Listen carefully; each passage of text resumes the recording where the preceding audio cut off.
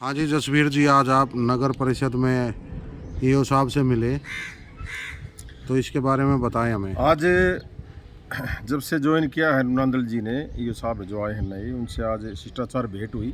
विकास कार्यों को लेकर भी बात की। एक दो गलियों का विषय था। मैंने सोशल मीडिया पे देखा कि कुछ लोगों को जानकारी नहीं होती है। अधूरा ज्ञान हमेशा नुकसान करता है। कि 20 वर्षों में हमारे दादा चिरंजीव सैनी वाली गली बनी, जिसने वहाँ बयान दिए उनको पता नहीं पूरी बात का। वो 150-200 फुट का टुकड़ा था और वो उनकी पर्सनल गली है। हमारे समय में हमने बनाने का प्रयास किया, लेकिन उनका कोई स्टे था, उनकी बुआ बाबा है कोई, उनका आपसी घरेलू कोई स्टे था। कई बार हमने कोशिश की, वहाँ पानी की लाइन तो हमने दबवा दी थी। जब भी काम शुरू करवाने का प्रयास किया तो वहाँ झगड़े के आसार होते थे। लेकिन चलो, अब वहाँ पे सीवर की लाइन की दरकार थी और गली बनी, अच्छी बात है।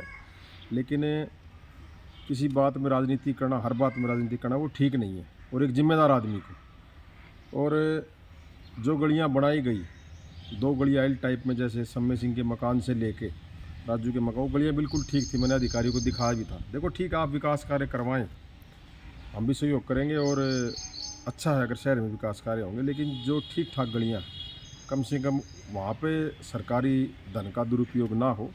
जहाँ ज़रूरत है वहाँ धन लगे, वहाँ पे विकास कार्यों के लिए पैसा लगे, इसमें लोगों को भी अच्छा लगे।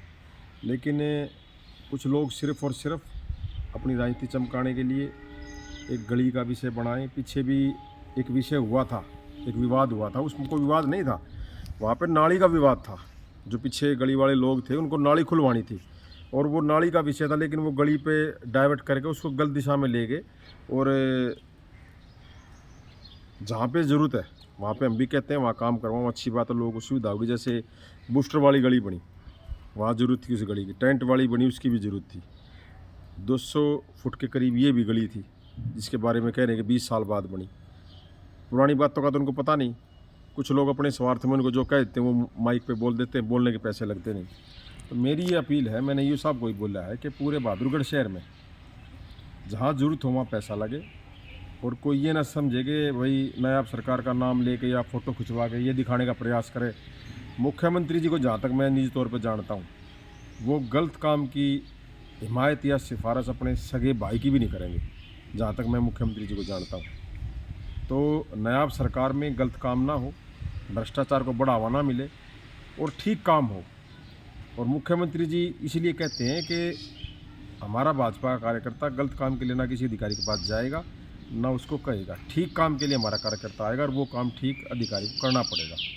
तो ये लोग जो एक महाशय और मैंने देखे, वो बैठे थे उसमें, फ़ोटो में देखे, मेरे पास किसी ने भेजा। उन महाशय के बारे में तो मुख्यमंत्री जी भी अच्छी तरह जानते हैं, किस प्रकार वो ठगाबगी की दुकान, पीछे एक कार्यक्रम हुआ था उसमें चलाना चाहते थे। जिनको स्टेज पर बिठाया उनसे पैसे लिए गए स्टेज पर बिठाने के, तो वो आदमी भला कर देगा। उनके मैं अभी इकट्ठे करने लग रहे हैं, क्योंकि उनको अच्छी तरह पता है सीएम साहब को भी किस तरह का आदमी है। हमारे बारे में ही पता है सीएम साहब को। हम सिर्फ़ और सिर्फ जनता के काम के लिए लड़ाई लड़ते हैं, जायज़ काम के लिए। अधिकारियों को एक बात फ़ोन करके ये ज़रूर पूछते हैं भी इसका काम जायज़ है। अगर अधिकारी कहता हाँ जायज़ तो उसको करो, अगर कहता है अधिकारी जी गलत है मत करो, हम उसको भी कहते हैं काम को, भाई तेरा काम गलत है, अपना और कहीं देख ले। हमारी ये सोच है। और हम अधिकारियों से भी आग्रह करते हैं कि हमारी सिर्फ़ और सिर्फ ये जो काम करने की लगन, ये सिर्फ मुख्यमंत्री नायब सैनी जी हमारे बड़े भाई मुख्यमंत्री हैं प्रदेश के, हमें भी इस बात की खुशी होती है। इसलिए हम लोगों के काम की भी बढ़ते हैं, उनको करवाने का प्रयास भी करते हैं। बहादुरगढ़ की बात नहीं, पूरे हरियाणा की बात कर रहा हूँ मैं। लेकिन ऐसे लोगों से सावधान रहने की ज़रूरत है जो सिर्फ़ और सिर्फ अपनी राजनीति चमकाना चाहते हैं और कोई सिस्टम नहीं, प्योर कांग्रेसियों को लेकर अपनी गाड़ियों में घूमते हैं कि अब हमारा राज है, आप मेरे साथ मौज लो, फिर तुम्हारा आएगा मेरे को मौज दिलवाना। ये सोच है सिर्फ प्योर कांग्रेसी, उनको ड्राइवर बना रखा है अपना। जो कांग्रेस विचारधारा के उड्डा कांग्रेस के प्योर, एक नहीं 10 नाम गिनवा सकता हूँ, ठीक है। और अपने गांव में 2 पर्ची नहीं, कभी पार्टी को वोट दिलाई नहीं। काका किसी पार्टी की मांग रहा है, ताऊ किसी और पार्टी की मांग रहा है, ठेकेदारी पूरे गाँव की लेते हैं। तो ऐसे लोगों से भी सावधान रहने की ज़रूरत है जो सिर्फ़ और सिर्फ पार्टी को नुकसान पहुंचा सकते हैं अपने स्वार्थ में। कभी भी जनहित की बात नहीं करेंगे वो। उनके भी हम तथ्य जुटाने में लगे हैं, क्योंकि भ्रष्ट अधिकारी की सूची तैयार होने लग रही है। हम भी हमने भी दिए हैं कुछ नाम। तो मेरी मुख्यमंत्री से ही प्रार्थना है कि चाहे नगर परिषद है जितनी भी अपनी हरियाणा प्रदेश के अंदर है, वहाँ पे सभी अधिकारियों को ये निर्देश हों कि जायज़ काम करवाएं, जहाँ ज़रूरत हो वहाँ पैसा लगाएं, जहाँ ज़रूरत ना हो वहाँ पैसे का दुरुपयोग ना करें, ताकि लोग विरोध करें, लोग शिकायत करें, सरकार का उसमें छवि खराब ना हो। तो मेरी यही अपील प्रार्थना है। और आज अच्छे माहौल में बात हुई नगर परिषद में। नगर परिषद के अधिकारियों से प्रार्थना करता हूँ कि आम जन आपके पास आते हैं अपने रोज़मर्रा के काम करवाने के लिए, उनके काम भी करें, उनको मान सम्मान दें, उनकी बात को सुना जाए। और अधिकारी भाई कोई भी इस बात को ना समझे कि भाई आप सरकार से बड़े हैं, सरकार से बड़ा कोई नहीं है। आपकी जिम्मेदारी बनती है, आप सरकार का हिस्सा हैं, लोगों के काम करें, यही मेरी अपील है। और उन लोगों से भी पुनः आपके माध्यम से अपील करना चाहता हूँ जिनका अधूरा ज्ञान हो, पहले पूरी बात का पता कर ले, उसके बाद कोई बयानबाजी करे। किसी के इतना भी किसी के अंधा नहीं होना चाहिए किसी के उसमें कि भाई कुछ भी बोल दिया।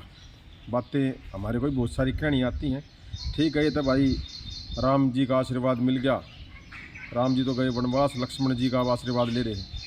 वो सारे शहर को पता है कि किसने बनाया था, किसने कहाँ से शुरुआत की थी, लेकिन वो उन चीज़ों को भूल चुके हैं।